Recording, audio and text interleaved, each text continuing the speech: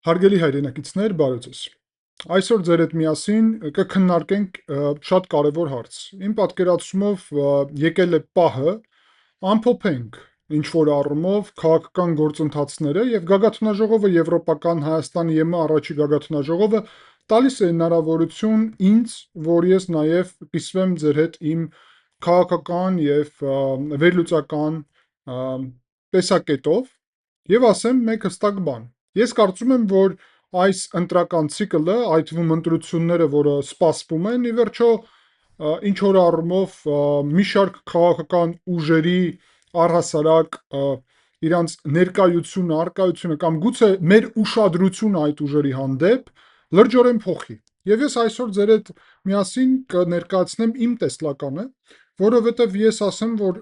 անձամբ ես փոխելու եմ եւ արդեն փոխում եմ իմ մոտեցումը, որովհետև այսպես շարունակել այլևս չկարելի եւ այս ընտրությունները դրա վերջնական նաեւ պատասխանը կտան։ Մի շարք քաղաքական ուժեր այս օրերի ընթացքում, երբ մենք ազգովի, հայ ազգը, հայկական պետությունը, ժողովրդի կողմից ընտրված կառավարությունը հսկայական կարևորագույն քայլեր ենք անում Հայաստանի պետականության, ինքնիշխանության, արևմուտքի հետ կապերի, խաղաղության եւ ուրիշ կարևորագույն ոլորտներում կան ուժեր, որոնք ես կասեի, որ եւ այդ ուժերը բաժանում եմ երկու մասի։ Մի կողմից դա բացահայտ ռուսական գործակալական ցանցն է եւ երկրորդ դաշտը, որին իմ գնահատականն այդտեղ իրանք գործակալական ցանց են, թե գործակալական ցանց չեն, ուղակի առհասարակ քաղաքականությունից պատկերացում չունեն, դա երկրորդական նշանակություն ունի, հարցը դրանում չէ։ Հարցը նրանում է, որ այս քաղաքական ուժերը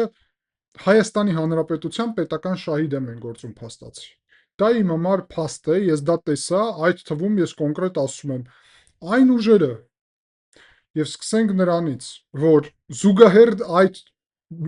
գագաթնաժողովի եվրոպական այդքեր անցկացնում էին ցույցեր, եւ ես նկատի ունեմ այս դեպքում երկու ուժեր այդ ցույցը անցկացնում, հասկանում եք, այն էլ 20, 30, 40 մարդ եւ իրանց օրակարգը քաղաքական մանիպուլյացիաներ, իրանց օրակարգը փաստացի ցույց տալներ, որ իբրև կան այդպիսի գործընթացներ Հայաստանում։ Իրանք ներկայացնում էին Հայաստանին բռնապետ։ Հասկանալի է, որ Հանրապետական կուսակցությունը, Հայաստան դաշինքը իրանց համար ռուսական գործակալական ցանցը նկատի ունեմ, իրանց համար ակնհայտորեն եւ բացահայտորեն իրանք ասում են քաղաքական բանտարկյալների մասին Հայաստանում, ճնշումների մասին եւ այլն, բայց կա նաեւ ուժ քաղաքական ազգային ժողովրդավարական բևեռ, որը եվրոպական գագաթնաժողովի զուգահեռ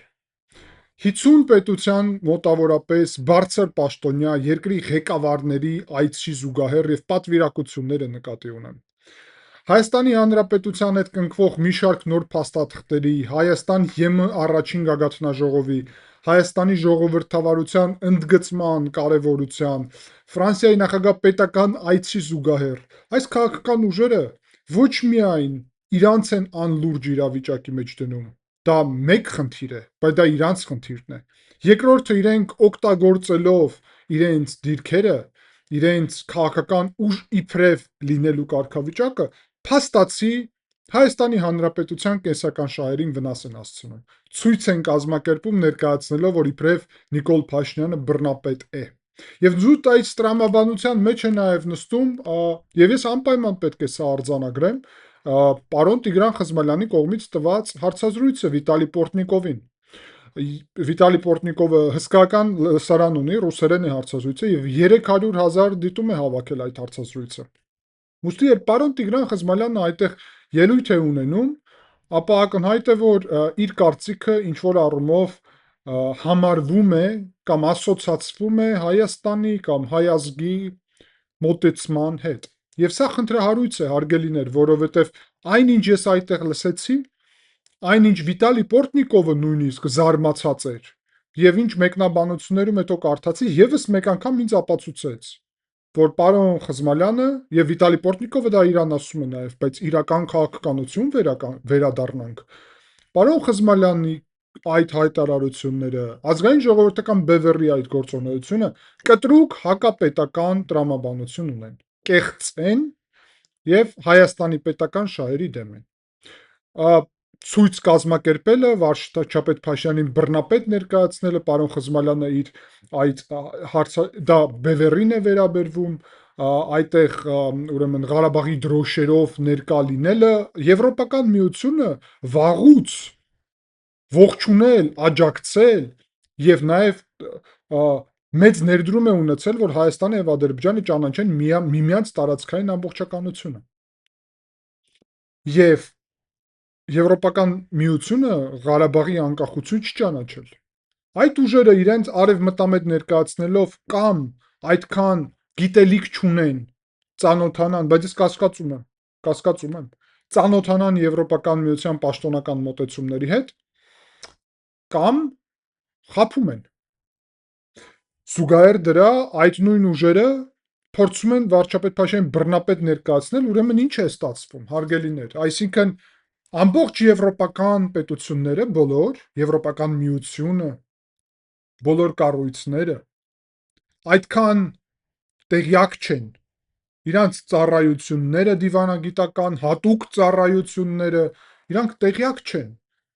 որ վարչապետ Փաշյանը ճակերտներում բռնապետ է, փողոցում հանգիստ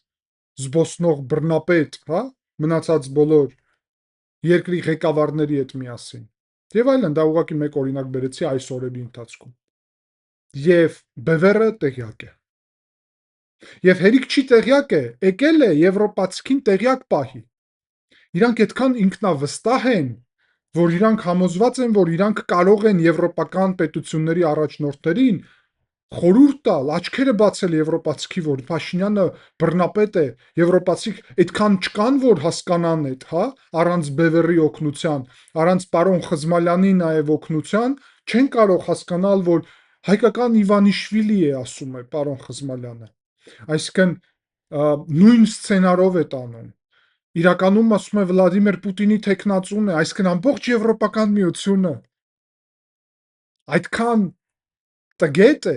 այդքան սխալ է, այդքան գիտելիք, այդքան հմտություն չունի, ինչքան որ Բևերը եւ պարոն Խզմալյանը, որ չգիտեն, որ իրականում Վլադիմիր Պուտինի աջակցող միջոցառման մեջ են փաստացի մասնակցել։ Այ Հայաստան ԵՄ առաջի գագաթնաժողովը նաև խոսում է նրա մասին, որ Հայաստանը դեպի ԵՄ չի գնում, հա։ Պարոն Խզմալյանը այդպես է ասում։ Եվ Հայաստանում ստեղծվում է մի կեղծ իրականություն, որտեղ որ ես արդեն չեմ հասկանում իրոք պատճառները, ինձ ոչ էլ հետաքրքիր են պատճառները։ Բայց ես կարող եմ ասեմ այստեղից, կամ դուք այդքան չեք գիտակցում ինչ եք անում, եւ ուղակի ձեր անձնական ցանկությունների եւ էգոյի պատճառով վնաս եք հասցնում Հայաստանի Հանրապետությանը եւ իր շահերի, կամ դուք ինչ որ ուրիշ շահեր եք սպասարկում այստեղ։ Եվ նույն մեկնաբանություններում ես դա տեսա։ Ես սա ինչ պատճառով եմ ասում, ինչ նպատակով եմ սա ասում։ Ես կոնկրետ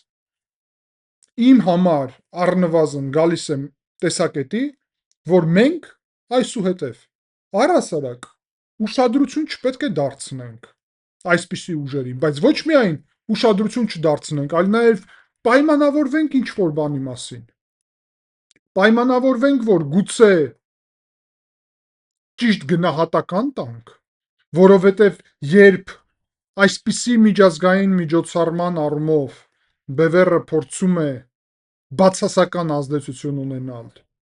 միջև այդ Բևերը Վաշինգտոնում, Washington Times-ում կեղծ պարբերականում իրականում հոդված է հրապարակում, որ ընտրությունները կեղծվել են,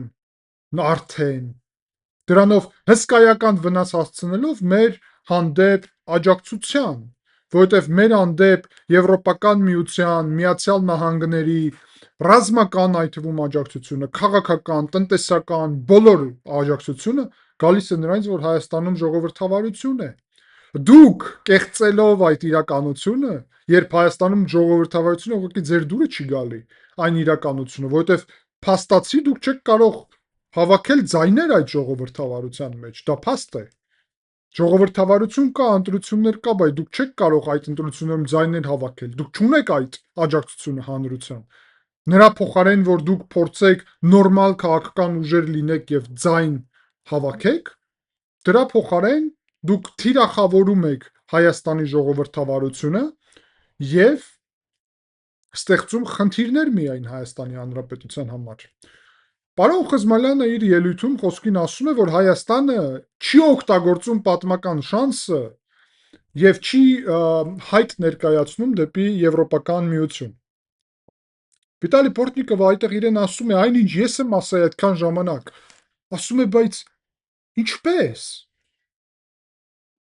Ինչպես Վրաստանի միջոցով չի ստացվի։ Վրաստանը կանգնեցրել է այդ ճանապարհը եվրոինտեգրման եւ Պորտնիկովը ասում է, չի կարող լինել կղզի, անկլավ եվրոպական առանց կապի Եվրոպայի հետ։ Եվ գիտեք ինչ է ասում պարոն Խզմալյանը։ Ես համոզված եմ, ասում է Վրաստանում իրավիճակը կփոխվի։ Հա, պարոն Խզմալյան, դուք համոզված եք։ Բարեք մի հատ Թբիլիսի համոզվեք։ Հա, չեք կարող Թբիլիսի գալ, ձեզ արգելել են Թբիլիսի գալը։ Բա գուցե որևէ մեկին հարցնեք Թբիլիսիում եղած, դուք համոզված Երևանում որ նստած եք, կարծում եք որ համոզված եք, իրոք ճիշտ եք, թե ճիշտ չեք, կամ Եվրոպայում եք հիմա էլի այցով։ Մի հատ հարցրեք, իմացեք, համոզված եք վրաց ժողովրդի անունից որ խոսում եք։ Ես վրացական քաղաքական գործիչ եմ, Վրաստանում քաղաքական գործունեությունով եմ զբաղվում այս պայծրությամբ, եւ ես ձեզ կարող եմ ասեմ, իզուր եք համոզված։ Բա որ ձեզ ասում եմ եւ բացատրում եմ, որ իզուր եք համոզված, ոնց է ստացվում։ Հենց այդտեղ է խնդիրը ստացվում, որ դուք չեք ուզում տեսնել այդ իրականությունը։ Պորտնիկովը ձեզ դա բացահայտ ասում է, բացահայտ։ Եվ ասում է նաեւ բացահայտ, որ Հայաստանի եվրոպական ինտեգրմանը տարիներ չէ, ասում է տասնամյակներ կարողա պետք գա։ Ինք ասեց 25 տարի, Ուկրաինայինը 15 տարի, Հայաստանինը 25 տարի։ Պարոն Խզմալյանը լուր էր, որովհետև պատասխանելու բան չունի։ Ինչ կարող է պատասխանել։ Ճիշտ է այն մարդը ասում, չեմ ասում անպայման 25 տարի, բայց այն, որ 2-3 տարուց անհնար է անդամակցել Եվրոպական միությանը, ընդ որում, եթե Ուկրաինան գուցե կարող է, որովհետև սահման ունի, մենք սահմանել չունենք, որովհետև ամեն ինչ Վրաստանից է կախված, ապա այդ դեպքում այդ թեզը հենց հիմա ներկայացրեք ժամեր անց, պարոն Խզմալյանը ասում է, Եվրոպական միության հայտը, իսկ եթե դուք չեք ներկայացնում, ապա Պուտինի ծրագիր եք, դա ուղղակի նշանակում է, որ պարոն Խզմալյանը առհասարակ եւ Վիտալի Պորտնիկովն է դա ասում է իրական քաղաքականություն վերադարձեք։ Իրական քաղաքականության հետ կապ չունի։ Ես չգիտեմ սա ինչ է։ Սա քաղաքականությունից բացի ամեն ինչ է։ Այսինքն պարոն Խզմալյանը ուզում է, մենք բոլորը չենք ուզում, հա։ Ընդ որում ասեմ, ես պայքարում եմ դրա համար Վրաստանում։ Իսկ ինքը ասում է, ես համոզված եմ, շատ իզուր ես համոզված, պարոն Խզմալյան, որտեղ դու չգիտես իրավիճակը Վրաստանում։ Սա կտրուկ անընդունելի է, կտրուկ։ Այսպիսի մոտեցումը, այսպիսի անլուրջ մոտեցումը Հայաստանի ճակատագրին։ Իբրև Հայաստանը կարող է հեշտությամբ այդ հարցը լուծել։ Եվ դրանից հետո խոսք է գնում, որ իբրև կարա վրացական երազանքին նմանվի։ Այսինքն Եվրոպական միությունը վրացական երազանքի դեմ պատժամիջոցներ է կիրառում, Վրաստան չի գալիս, Հայաստան գալիս, Հայաստանին աջակցում է, վարչապետ Փաշինյանին գովում է։ Վրաստանում ամբողջ դիսկուրսը նրա մասին է, որ Փաշինյանը ինչ օրինակ է Վրաստանի համար։ Ու դուք կայնում ասում եք վրացական երազանքի նման է Փաշինյանը։ Այսինքն դա ուղղակի ցույց է տալի, որ կամ նորից դուք չեք ընկալում իրավիճակը եւ դա շատ վտանգավոր է։ Խնդիրը նրանում է, որ այս ձեր կարծիքները հայ ազգի անունից տարածվել է 300,000 դիտում է հավաքել։ Դա խնդիր է։ Դա նշանակում է, որ մենք իրավիճակ ունենք փաստացի, երբ վտանգավոր վնասակար քաղաքական թեզերը կարող են փաստացի շատ լայն տարածվածություն ունենալ։ Եվ դա խնդիր է։ Լուրջ խնդիր, որովհետև մենք նաև ձեր հետ միասին պետք է գնահատական տանք։ Այդ բոլոր ուժերին, այդ թվում սկսենք նրանից, որ իհարկե Քոչարյանական հասկանալի է իրենց օրակարգը, այն ուժեղները նրանց դեռ վերաբերվեմ։ Ուժեղներին ինչ վերաբերվում է, ուժեղները սուսուփուս էին այս օրերի ընթացքում։ Լուր Թիֆլիսում ենք այդպես ասում։ Լուր էին, որովհետև ոչ մի բան չունեին, ուժեղ լուր էին, որովհետև ոչ մի բան չունեն ասելու։ Եվ այս գագաթնաժողովները եւս մեկ անգամ ցույց տվեցին, որ Հայաստանը ուժեղ է եւ գնում է առաջ։ Եվ Ֆրանսիայի հետ այդ համաձայնությունները, եվրոպական այդ պետությունների, Եվրոպական միության,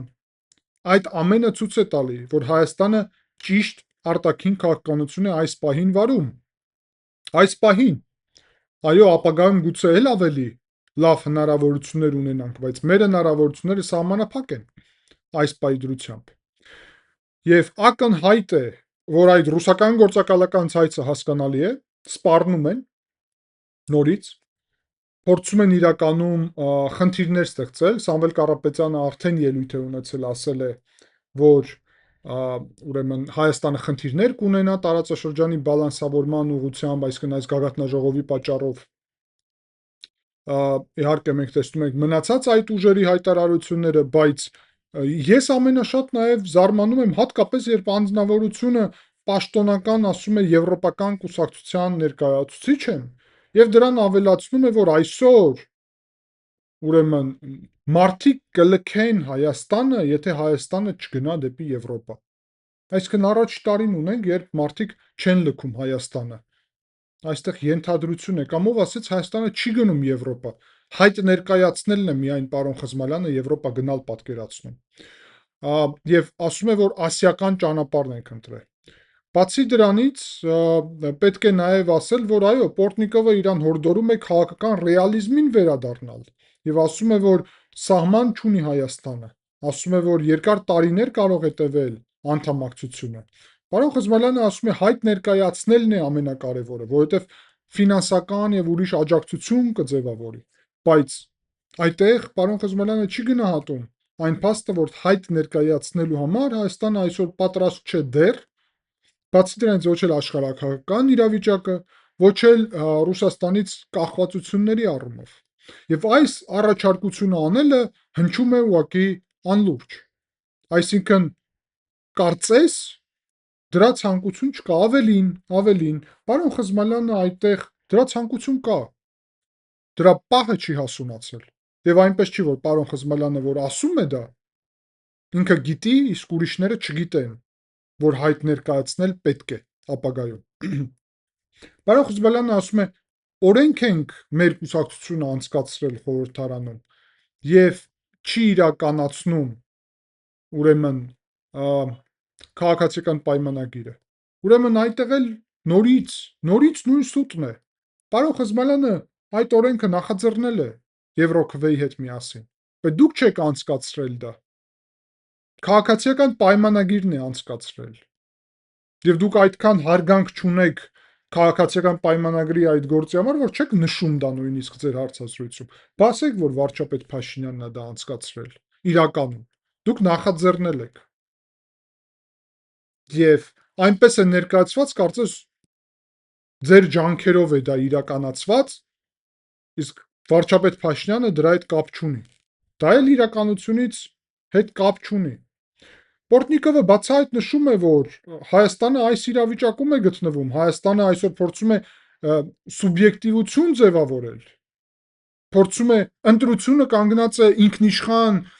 Հայաստանի վարչապետ Փաշինյանի համատրամաբանությամբ եւ Քոչարյանի եւ ուրեմն Սամվել Կարապետյանի միջև։ Եվ վարչապետ Փաշինյանը ասում է, որ ոչ, Փաշինյանը դա ապագա Իվանիշվիլին է, որը Պուտինի թեկնածուն է։ Այսինքն պարոն Խզմալյանը այդքան իրականության հետ կապ չունի, որ Պուտինի թեկնածուներին չի կարող տարբերել Փաշինյանից։ Այսինքն նորից նույն տրամաբանությունն է, ինչ մասին խոսում էինք, որ այդ տրամաբանությունը շարունակվում է, որ իբրև եւ սա նորից գալիս է համընկնում է նաեւ ուրիշ հայտարարություններին, ուրիշ անձանց։ Ես նորից գալիս եմ պարոն Էդուարդ Անթինյանի հայտարարությանը, որ ասում էր Պուտինի սրտի թեկնածուն է Փաշինյանը։ Այսպիսի գագաթնաժողով կազմակերպիչն է Պուտինի սրտի թեկնածու Մարգարիտա Սիմոնյանը, որ Մոսկվայից սպառնում է հատուկ ռազմական օպերացիայով Հայաստանի դեմ, դա է Պուտինի սրտի թեկնածուն, պարոն Անթինյան, դա է Պուտինի եւ Ռուսաստանի թեկնածուն պարոն Խզմալյան, դա է ռուսական իշխանություն, ազգային ժողովրդական բևեռ կամ պարոն ով կա այդտեղ։ Այս մարդիկ նույնիսկ ամենավտանգավոր մոտեցումներն են զբաղեցնում։ որովհետև եթե այն ռուսական գործակալների դեպքում ամեն ինչ հասկանալի է, իմ մոտ առաջանում է իրոք տպավորություն, որ այս մարդիկ ունեն ուրիշ օրակարգ եւ այս ուժերը իրանց օրակարգը խեղաթյուրելն է, փոխարինելն է իրականությունը կեղծ հորինված իրականությամբ։ Եվ ես հասկանում եմ, որ սա մեծ հավանականությամբ կարող է լինել հիբրիդային գործիք Հայաստանի դեմ։ Մեծ հավանականությամբ։ Այս ամենը ի վերջո։ Որովհետև միայն Ռուսաստանի շահի մեջ է մտնում Վաշինգտոնում հրապարակել հոդված, որ Հայաստանում ընտրությունները կեղծվելու են։ Բևեռը դա անում է։ Կեցցեք Հայաստանի Հանրապետության շահերի դեմ։ Ընդ որում, որ չեն կեղծվում ընտրությունները։ Բայց դե դուք ձեզ թույլ եք տալիս դա անել։ Ընդ որում ստանում են աջակցություն հայերից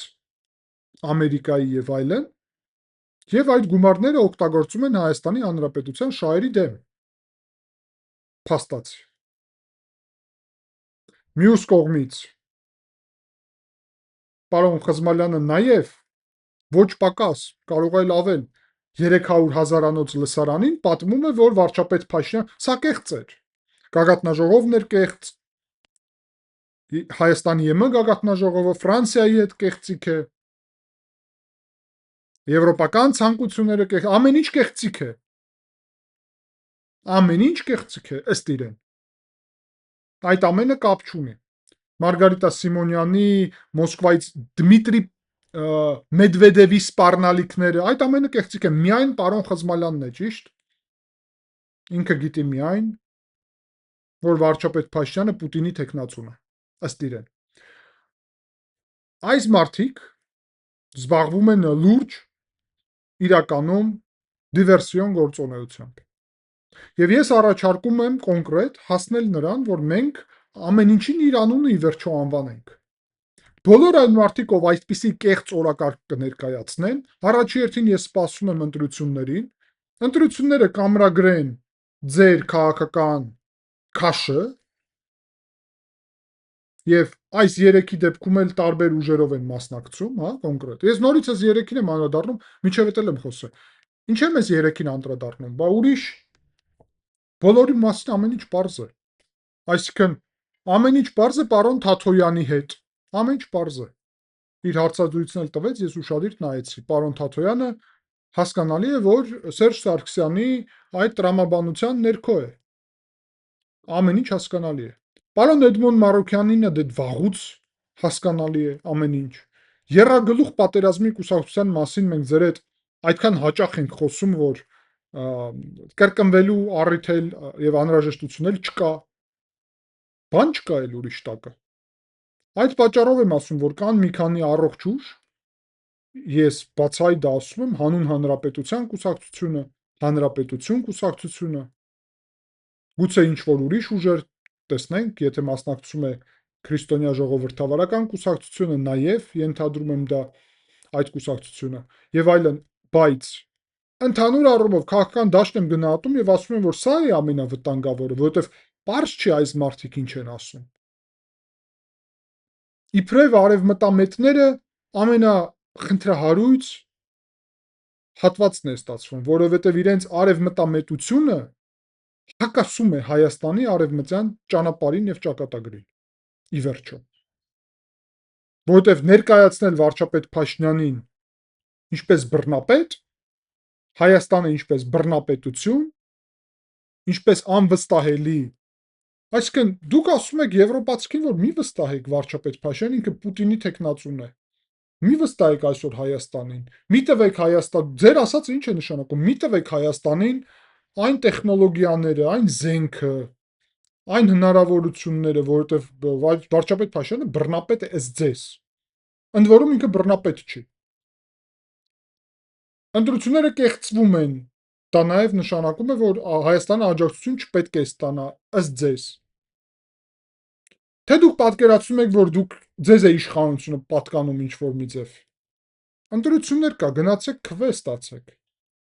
Ազգային ժողովում գոնե հայտնվեք։ Բայց ես դրանից էլ եմ զարմանում։ Հայաստանի ներքաղաքական դաշտը այդքան անառողջ է, որ մարդիկ կարող են իրենց թույլ տալ ինչ ուզես ասել, բայց մյուս կողմից եւ գնահատականներ տալ, իրենց հնարավորությունները պատկերացնել, բայց մյուս կողմից նայում ես իրական աջակցության մակարդակին եւ տեսնում ես, որ անլուրջ է այդ ամենը։ Հարգելիներ, սա գեղեցիկ խոսքերի մասին չէ միայն, գեղեցիկ բառապաշարի մասին չէ միայն, գեղեցիկ քարտեզների մասին չէ եւ գեղեցիկ երգերի եւ լոգոների մասին չէ, հա։ Եվրոպական դրոշ, Հայկ Նահապետ եւ այլն, գեղեցիկ բառապաշար։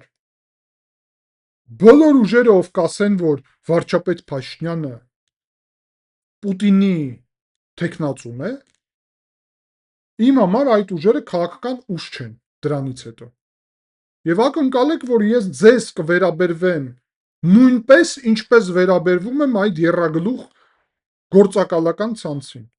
Ոչ թե դրա համար դուք անպայման գործակալական ցանց եք, գուցե ոչ, բայց դրանից պակաս վտանգ, պակաս խնդիր չեք ստեղծում։ Որովհետև եթե դուք պատկերացնում եք խաբելով եք ուզում ձայն հավաքել, կեղծելով, կամ գուցե ձայն հավաքել չգիտեմ ինչ եք ուզում, Բևեռը գուցե ապստամբություն է պատկերացնում, ես չգիտեմ։ Դաշնակցությունը ակնհայտորեն ուզում էր։ Բագրատ Գալստանյանը, ում որ Բևեռը ընդ որում աջակցում էր նաև։ Այդտեղ նույն բանն էր տեղի ունենում։ Ես ասեմ պարզ բան։ Սա շատ պարզ բան է։ Ես երբ քննադատում էի վարչապետ Փաշինյանի քաղաքականությունը արտաքին, պարզ էր, որովհետև մենք այդ ժամանակ իրոք մնում էինք Ռուսաստանի ազդեցության գոտում։ Եվ ես ասում եմ, սա սխալ է։ Փոխեք։ Հիմա վարչապետ Փաշինյանը փոխել է վաղուց։ Բալանսավորում է, շատ ճիշտ է անում։ Որտեվ ավել չտալի հնարավորությունը։ Ընդ որում ես պայքարում եմ, որ այդ լինի։ Եվ դուք համոզված եմ այս օրերի ընթացքում նաև տեսակ հարգելիներ, փաստերով, ես ձեր հետ կիսվեցի։ Միայն մեկ օրվա մեջ 3 հարցազրույց, բայց ես տասնյակ հարցազրույց եմ տվել Վրաստանում։ Վրացերեն ես Վրաստանի հանրության հետ եմ ուղիղ աշխատում, որ Վրաստանը վերադարձնենք եվրոպական ուղու վրա։ Ուստի ես անում եմ դա գործով։ Եվ ես գիտեմ վարչապետ Փաշինյանի եւ քաղաքացիական պայմանագրի մոտեցումը։ Ես գիտեմ, որ իրանք ինչ են ցանկանում Վրաստանի համար։ Ընդ որում, այդ բոլոր ուժերը այդքան քաղաքականության հետ կապ չունեն, որ իրանք չեն տեսնում ինչ է տեղի ունենում։ Իրանք չեն տեսնում վարչապետ Փաշինյանը եկավ Թբիլիսի, ասաց քաղաքական անկախություն եմ մաղթում Վրաստանին, գնաց Ստրասբուրգ, ասաց Վրաստանի հարցը պետք է լուծվի դրական առումով, բայց խնդիր կա Վրաստանում։ Այսինքն դուք դա չեք նկատում, որովհետև դուք քաղաքական գործիչներ չեք։ Ես չգիտեմ դուք ով եք։ Որովհետև դա ոնց կարելի է չնկատել։ Դուք Վրաստանը չեք նկատում։ Հայաստանի տնտեսությունը 80%-ից ավել կախված է Վրաստանից, դուք չեք նկատում։ Դուք Վրաստանում իրավիճակը նաև չեք նկատում։ Ինձ առհասարակ զարմացնում է, որ Հայաստանի ներքաղաքական դիսկուրսում Վրաստան չկա։ Այսինքն ընտրությունների են գնում առանց շատերը, առանց պատկերացնելու Վրաստանում ինչ է տեղի ունենում։ Հարգելիներ, կղզի առանց ծովը, որը ցավոք Հայաստանի Հանրապետությունը այդ կարգավիճակում է, չկարող հաշվի չառնել։ Եվ համարեք, որ իմ գործունեությունը ուղիղ կապ ունի նաև դրա հետ, որտեղ ես դա գիտակցել եմ եւ գիտակցում եմ։ Եվ ցավում եմ, որ դուք չեք գիտակցում։ Ես առհասարակ ցավում եմ, որ Հայաստանի ներքաղաքական դաշտը այսպիսին է։ Եվ ձեզ ասում եմ, հարգելի այրենակիցներ, որ այս ընտրությունը Վիտալի Պորտնիկովն էլ է ասում բացահայտ պարոն Խզմալին, բայց ասում ես, սպասեք, այս կողմից վարչապետ Փաշինյանը, այն կողմից Ռուսաստանը, այսինքն ընտրությունները ԵՄ-ի եւ Ռուսաստանի միջև է, Արևմուտքի եւ Ռուսաստանի, ու դուք փորձում եք հավասարեցնել դա, ասել, որ չկա այդպես ընտրություն։ Իհարկե ընտրությունը այդպես է, Պորտնիկովը հերվից մարդիկ գրում են մեկնաբանություն, ասում են Պորտնիկովը ավելի լավ է Հայաստանի իրավիճակը տիրապետում, պարոն Խզմալյանը։ Պորտնիկովը ավելի լավ է հասկանում, որ այո, ընտրությունը արևմտյան ուղու սահմանափակը գուցե, հա, գուցե մենք ուզենայինք միանգամից ԵՄ անդամ վաղը լինեինք, շատ բան ենք ուզում։ Ավելի շատ բան։ Ես էլ եմ շատ բան ուզում։ Գուցե ուզենայինք, որ ֆրանսիական զենքը Վրաստանով մատակարարվեր, ոչ թե ռուս օլիգարխ Բիձինա Իվանիշվիլին փակեր այդ մատակարարումները։ Գուցե ուզենայինք, որ Վրաստանը եվրոինտեգրումը շարունակեր, ոչ թե փակեր ռուս օլիգարխի որոշումով։ Գուցե ուզենայինք, որ Վրաստանում իրավիճակ եւ պայքարում ենք դրա համար, ուրիշ լինի։ Բայց Հայաստանը չեն գիտակցում այդ մարդիկ, որ չի կարող իր ցանկություններով շարժվել։ Բայց ես ասում եմ հստակ, իմ այսօրվա կոնկրետ այս ուղերձի բովանդակությունը սրանում է։ Բոլոր այն ուժերը ես չեմ տարբերելու։ Ես չեմ միայն քննադատելու ռուսական գործակալական ցանցը եւ լուր մնալու, երբ ինչ որ մարդիկ արևմտամետ թեզի ներքո նույն բանն են անում։ Մեկ-մեկ էլ ավելի շատ վնաս են հասցնում, որովհետեւ Քոչարյանին եւ Սամվել Կարապետյանին Վաշինգտոնում եւ Բրյուսելում ուշադրություն էլ չեն դարձնում։ Իսկ դուք ձեր արևմտամետ ճակերտներում քաղաքականության շնորհիվ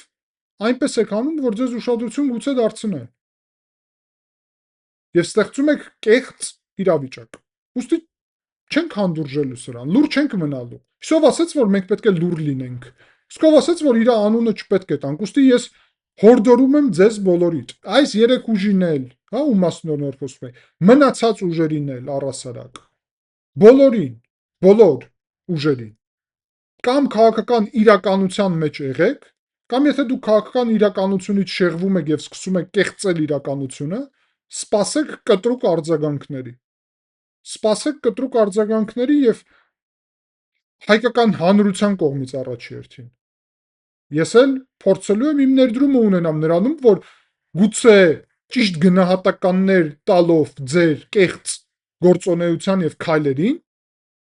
եւ վտանգավոր թեզերին, մենք կարողանանք նորմալ ընդդիմադիր դաշտի համար էլ ավելի շատ հնարավորություններ բացել, որ Հայաստանում ի վերջո լինի նորմալ պատասխանատու ընդդիմություն։ Ես ասեմ խոսքին վերջերս հետևում եմ հանուն հանրապետությունը ինչպես է վարում նախընտրական գործընթացները։ Ես իրոք շատ ուրախ եմ, որ Հայաստանում կա այսպիսի նորմալ ընդդիմադիր ուժ։ Իրեն ճիշտ գնահատող, որովհետև երբ ես նայում եմ խոսքին Վաշինգտոնի օգոստոսի 8-ի տրամաբանությանը, ես տեսնում եմ հանուն հանրապետությունը դրա կողմ է։ Բևեռը դրա դեմ է։ Պարոն Խզմալյանը դրա դեմ է, փաստացի։ Ասում է նաև թրիփ ծրագիրը այս հարցազրույցում դա ոչ մի տեղ է, ոչ մի ճանապարհ չի բանում, բացում դա իբրև Չինաստանի համար է, իբրև Ալիևը Պուտինի հետ է, իրականում մենք գիտենք վերջի ամիսներին ինչ տեղի ունեցավ եւ Ալիևը ի վերջո դավաճանել է Պուտինին այն առումով, որ Վաշինգտոնում դա ստորագրեց։ Իբրև պարոն Խզմալյանը ասում է Տրամպին պետք չէր վստահել։ Պատկերացում չունի ուրեմն Ամերիկայում առասարակ իրավիճակը եւ Ամերիկայի հնարավորությունների մասին եւ շատ ուրախ եմ, որ վարչապետ Փաշինյանը դա արել է։ Պարոն Խզմալյանը փորձում է ներկայացնել, որ իբրև մենք պետք է ընտրենք կամ Վաշինգտոնը կամ Բրյուսելը, կամ Ամերիկան կամ Եմեն, ինչը չի կարելի ընտրել Հայաստանի դեպքում։ Մենք փոքր ենք նրա համար, որ ընտրենք մեկը այդ երկուսից եւ պարոն վարչապետի քաղաքականությունը հսկայական ճիշտ է։ Ես ավելին ասեմ։ Մի բան էլ ասեմ եւ սրանով ամփոփեմ։ Ես շատ ակտիվ կապեր ունենալով Վաշինգտոնում եւ Բրյուսելում ասում եմ բացահայտ, որ այս ուժերը, որոնք վարչապետ Փաշինյանին այսպիսի գնահատականներ են տալի, իրականում ոչ մի լուրջ կապ չունեն ոչ Վաշինգտոնում, ոչ Բրյուսելում։ Ես սա պնդում եմ, որովհետեւ ես գիտեմ ես ինչ կապ ունեմ եւ ես գիտեմ իրանք ինչ են ասում։ Եվ ես գիտեմ իրանք վարչապետ Փաշինյանին ոնց են վերաբերվում եւ ես գիտեմ շատ բաներ այդ ուղղությամբ։ Եվ դա ինձ ուղղակի ոչ թե ցույց է տալի, այլ ես ուղղակի գիտեմ, էլի եմ ասում։ Վարչապետ Փաշինյանի մոտեցումները, իր հանդեպ մոտեցումները։ Եվ ինչ է տեղի ունենում, այսինքն ինչպես ենք մենք իրոք մոտեցել, ոնց ենք բալանսավորում, եւ այդ ամենը եւս մեկ անգամ ցույց է տալի, որ այս մարդիկ Վաշինգտոնում եւ Բրյուսելում կապ չունեն, հարգելիներ։ Իրականում իրանք չգիտեն այնտեղ ինչ է տեղի ունենում։ Որոշում կայացնողի մակարդակով։ Եվ այդ պատճառով է ստացվում, որ այսպիսի գագաթնաժողով է տեղի ունենում եւ չկան այդ մարդիկ օրակարգում։ Եվ միայն ինչ կարող են անել, հետո վնաս հասցնել նաև այս օրակարգին։ Ուստի այս իմ ասածը նորից նրա համար չէ, որ իրանց գովազդել, բայց Սամվել Կարապետյանի, Ռոբերտ Քոչարյանի, Սերժ Սարգսյանի մասին որ խոսում ենք ինչա որևէ մեկին գովազդում են կամ Գագիկ Ծառուկյանի, գովազդում չի հարցը։ Հակառակը նրանում է հարցը, որ իսկ ով ասեց, որ մենք չենք կարող ձեր կեղծ եւ սխալ մոտեցումներին կտրուկ գնահատականներ տալ եւ փաստերով արձագանքել։ Կարող ենք եւ անելու ենք։ Հերիք եղավ։ Չեք տեսնում, որ դուք այնինչ անում եք Հայաստանին է վնասում։ Եթե չեք տեսնում, խնդիր է։ Իսկ եթե տեսնում եք մեկը անում եք, շատ մեծ խնդիր է։ Եվ այնպես չի, որ հայ ազգը իր գնահատականը ձեր գործունեությանը չի տալու։ Հերիք է վնասեք Հայաստանի շահերին։ Ձեր անձնական եւ պոպուլիստական շահերի համար բոլորը։ Ինչ վերաբերում է հայտ ներկայացնելուն, շատ լավ գաղափար է, պարոն Խզմալյան։ Շատ լավ։ Գքա դրա ժամանակը կներկայացվի վարչապետ Փաշինյանը դա ասել է։ Եվ ես ասում եմ, այո, եթե գա պահը եւ ներկայացնելու պահը լինի, կամ վարչապետ Փաշինյանը կամ ով է լինի իշխանությունում, հետո դրա մասին կխոսենք, այս պահի դրությամբ դա շատ շուտ է անելը։ Աշխարհակական իրավիճակը չտալի դրա հնարավորությունը եւ ընդ որում եվրոպացիք էլ նույնն են ասում։ Գագաթնաժողով եկել է ասում Հայաստանը ինքը կորոշի, որտեվ այո, եվրոպացիք մեզ չեն դրթում, բայց դուք կապ չունեք այդ եվրոպացիքի հետ։ Չեք շփվում։ Դուք որ մակարդակով որ շփվում եք այդտեղ, դա կարա լինի ընդդիմադիր եվրոպական գործիչներ։ Բայց իշխող ուժերին մի հատ հարցրեք Եվրոպայում։ Իշխող Իրանք կողմ են, որ Հայաստանը այսօր հայտով դիմի։ Իրանք կողմ են, որ այսօր Հայաստանը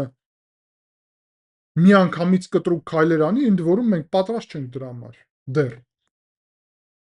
Խնդիրը հենց դրանում է, եւ ես նորից ասում եմ արգելի այնակիցներ, որ մենք պետք է շատ ճիշտ եւ ակտիվ գնահատականներ տանք քաղաքական դաշտում։ Սա անհրաժեշտ է։ Շնորհակալ եմ ձեզ ուշադրության համար, արգելի այնակիցներ, կհանդիպենք ցտեսություն։